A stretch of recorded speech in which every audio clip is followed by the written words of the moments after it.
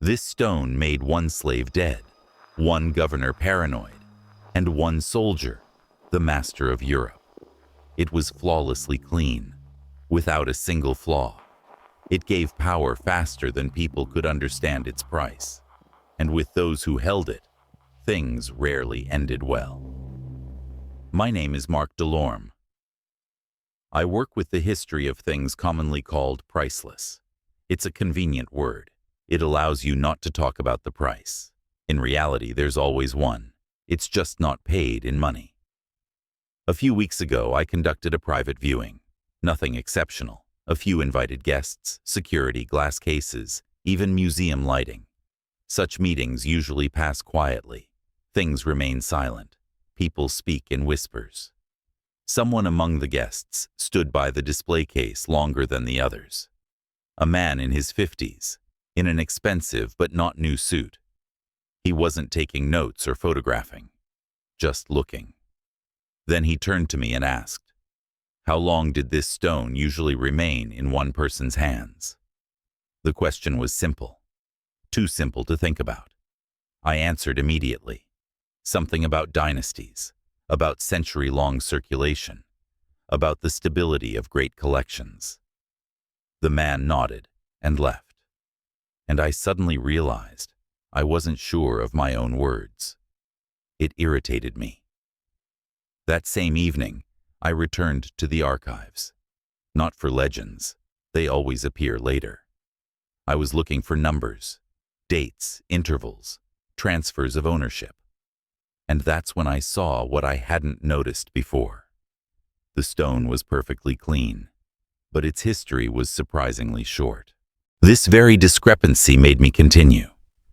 The stone was impeccably clean, but its path was strangely brief. For items of this magnitude, history usually expands. Names appear, families, decades of ownership. Here, there was none of that.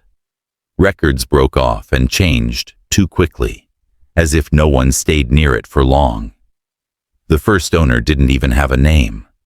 In documents, he appears as a mine worker in India, early 18th century. One of those not recorded individually, because they were easy to replace. His life had no meaning, but the discovery he made immediately exceeded all permissible boundaries. The partial mine was the deepest in the region. The descent began at dawn. Rope ladders, wooden supports creaking under weight, the smell of damp earth and human sweat. Below, corridors cut through rock blindly, where someone once saw a glimmer. The air grew heavier with each meter. The torchlight didn't reach the ceiling. Down there, they didn't think about tomorrow. They counted pickaxe strikes until the end of the shift. That day, he worked in the lowest gallery, not because he hoped for anything, but because refusing was impossible. The rock here was harder, the work slower. The pickaxe got stuck between stone and clay. He jerked it harder than necessary. Something fell. At first, he thought it was a piece of quartz. Those happened. But when he lifted it to the torch and wiped the dirt with his sleeve, he realized he was wrong. The stone didn't shine. It simply had no flaws whatsoever. There were people around. The overseer checked the corridor once an hour. In the mine, there was no privacy, neither for the body nor for fines. He sat on the ground, took out a knife, and placed the stone on his thigh. The cut was deep, the blood quick. The stone disappeared under the skin before anyone could come closer. Wounded workers in mines weren't questioned. Limping and bandaged wounds were a common part of the job. He was released without suspicion. The path led to the port. There he met an English sailor and proposed a deal. The stone in exchange for escape, a place on the ship, and the chance to find himself on a shore where the past didn't matter. The sailor agreed without hesitation. Such deals always seem simple until the opportunity to get more appears. At sea, everything happened quickly and without unnecessary words. The stone passed into other hands, and the person who found it vanished from history along with the ship's route. The vessel didn't change course and didn't return. Thus ended the first segment of the Regent's path. The stone survived. The person did not. And that's how the history of a diamond began. One that never stayed long near those who paid for it, with their own lives. When I closed the last record about the mine, the archive became quieter than usual. The stone left India, and with it, all randomness disappeared. Further in the documents appeared only those who understood what they held in their hands. The next name was known. Thomas Pitt, Governor of Madras. A man with a reputation as a harsh administrator and an equally harsh dealer. He wasn't an adventurer and didn't believe in signs. That's why his name in this story seemed logical. The stone came to him through intermediaries. The sum of the deal differs in various sources, but that's not very significant. What matters is different. Pitt immediately understood that the thing he had acquired couldn't be stored the same way as other valuables. He trusted no one. The palace in Madras was well guarded, but that proved insufficient. Pitt feared not so much theft as conversation. He knew how quickly news of such a stone could reach those who had more people and fewer doubts. That's when a detail appears that repeats in several independent descriptions. Pitt hid the stone in the heels of his own boots. He didn't remove them even at night. He slept in a chair, back against the wall, with a pistol at hand. Every morning, he ordered servants to move his things to a different room. They didn't know why. He didn't explain. In the evening, Pitt personally checked the locks on doors and windows. Twice, sometimes 3 times. Servants waited in the corridor until he finished. They saw how he stopped by the mirror, looked at his own face, and whispered something to himself, too quietly to hear. The next morning, everything repeated. Different bedroom, different locks, same fear. This didn't look like the behavior of a man enjoying possession. Rather, like the behavior of a man trying to survive. The years spent near the stone brought him no peace. Pitt became withdrawn, suspicious, sharp in decisions. He constantly calculated options, imagined betrayal where there was none, and prepared for a loss that hadn't yet happened. It was during this period that he began seeking a way out. The sale of the stone to the French Regent wasn't a gesture of generosity or a profitable deal. It was liberation. Pitt received money, a title, and the opportunity to leave Madras. The stone passed to another country, and with it disappeared the tension that had kept him in constant readiness. The second owner survived. He didn't die and didn't vanish. But he also gained nothing. The stone didn't give him power, didn't make him happier, and left behind nothing but fear. Further in the story comes a pause. After Pitt, the records suddenly change character. They become even, predictable, almost devoid of tension. I turned pages and caught myself thinking that for the first time in all this time, nothing was happening. The stone ended up in France. Formally, it was an ordinary transfer into Crown property. Deal, appraisal, official inclusion in the treasury. The Regent became part of the royal patrimony and received a new role.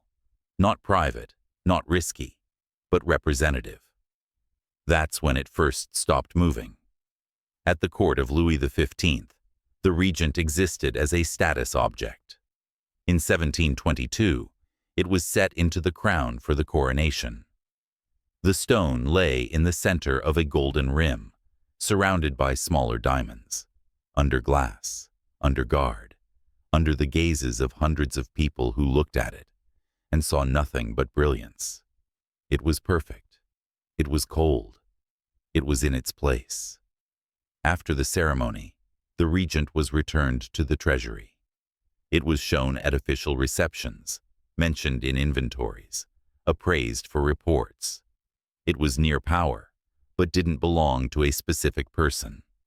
And perhaps that's why the tension around it disappeared. During this period, there's no fear, no escapes, no sharp decisions. The stone is silent. For an object with such a history, silence seemed unnatural. It wasn't peace, rather a delay. The regent no longer passed from hand to hand. It didn't disappear and didn't return. It simply was, under control, in the right context, without personal stakes. Such balance is never final. The pause ended. At some point, the archives change character again. Records become imprecise, fragmentary, sometimes contradicting each other. This is what documents created not for history, but for survival look like. The revolution begins. Royal jewels lose their meaning. They're no longer symbols or signs of power. They're risk. They're moved, recounted, hidden. The regent, along with other valuables, ends up in a state repository, formally, under guard. Actually, in a city where no order guarantees safety anymore. The theft happened at night, without a complex plan and without precise calculation. Someone climbed up a rope. The window turned out to be unlocked. The guard, disoriented. It wasn't a daring operation, but a consequence of general chaos, when the boundary between possible and forbidden disappears. The stone vanished. It wasn't carried out ceremoniously and didn't fall into someone's hands immediately. It simply ceased to be in its place. And for almost a year and a half, it doesn't appear in any register. When the regent was found, it didn't happen in a palace or a collection. The stone was discovered in the attic of one of the Parisian houses. The person who searched for it climbed up there following a tip. Some neighbor had seen someone carrying sacks up there at night. The attic was cluttered with old things, broken furniture, empty boxes, rolls of cracked fabric. Dust lay in a layer an inch thick. The stone was found in a crevice of a wooden beam. It was covered with dust, dirt, and debris that hadn't been touched for years. Pieces of tree bark and cobwebs were placed on top. Someone was trying to make it so no one would look there. The man who found it first thought it was glass. The stone was dull, dirty, barely visible under the layer of decay. When he took it in his hand and wiped the dust with his sleeve, the light from the lantern reflected inside. And then he understood. This wasn't camouflage. This was fear. The thieves didn't try to clean the stone, didn't look at it in the light. They handled it as if they were afraid to even touch it. The regent lay under a layer of dust, mixed with wood decay and cobwebs, like a thing better forgotten. That's how it lay for months. The return of the regent wasn't celebrated. The young republic had no resources for it. It had an army that needed food, equipment, and time. The stone stopped being a treasure. It began to be used. The regent was pawned several times to foreign bankers, in Berlin, in Amsterdam. It was used to secure loans for provisions and gunpowder. It wasn't shown or discussed. It existed in numbers, accounts, and debt obligations. The stone that was once hidden in flesh was now hidden in documents. Right here, the story changes direction again. In the records appears the name of a person for whom the stone stops being a problem and becomes a tool again. Napoleon Bonaparte. Napoleon's name appears in the archives, not with the crown and not with triumph. It appears in accounts, letters, and debt obligations, right there, where the Republic is trying to stay on its feet. After the revolution, France was exhausted. There wasn't enough money for wages, provisions, or gunpowder. The army existed almost on credit. In this situation, the Regent stopped being a treasure. It became the only real asset. The stone was pawned several times. Berlin, Amsterdam, private bankers who weren't interested in symbols but understood value well. Against the security of the Regent, France received not luxury or peace, but the most necessary things: grain, equipment, time. It was during this period that Napoleon turned his attention to it. When he became first consul, the stone was still outside the country. For Napoleon, this was unacceptable. He didn't see the Regent as decoration, but he saw in it proof of power's continuity. If the stone remained in pawn, then power remained conditional. The return of the Regent wasn't quick. There were negotiations, payments, concessions. The stone was redeemed gradually, the same way an army was assembled, not in one step, but through a series of decisions. When it finally returned to France, the country was already at war. From this moment, the stone's status changed again. Napoleon didn't return it to the treasury and didn't make it part of the crown. He ordered the diamond set into the hilt of his sword, not for display, but for presence. The stone had to be nearby, in motion, with the campaigns. The first time he took this sword in his hands was in the Tuileries cabinet. The master armorer stood aside and waited for assessment. Napoleon raised the sword, weighed it in his palm, changed his grip several times. The balance was perfect. The blade, light, but not frivolous. The stone in the hilt didn't interfere and didn't distract. He lowered the sword, looked at the diamond in the window light. The stone was cold, clean, indifferent. Napoleon said nothing. He simply fastened the scabbard to his belt and walked out. This decision was characteristic. A sword is not heritage or a relic. It exists only as long as it's held in hand. While the Regent remained with him, Napoleon won quickly. Campaigns followed one another. Resources were redistributed. Defeats didn't linger in memory. The stone didn't create this dynamic, but became part of it, like a well-chosen tool. When everything began to break, it broke just as pragmatically. After abdication, Napoleon handed over the regalia to the commission. Among them was the sword with the Regent. He didn't keep it, didn't say goodbye, didn't look one last time. He simply placed it on the table along with other things that no longer made sense. The stone remained in France. It outlived its owner again.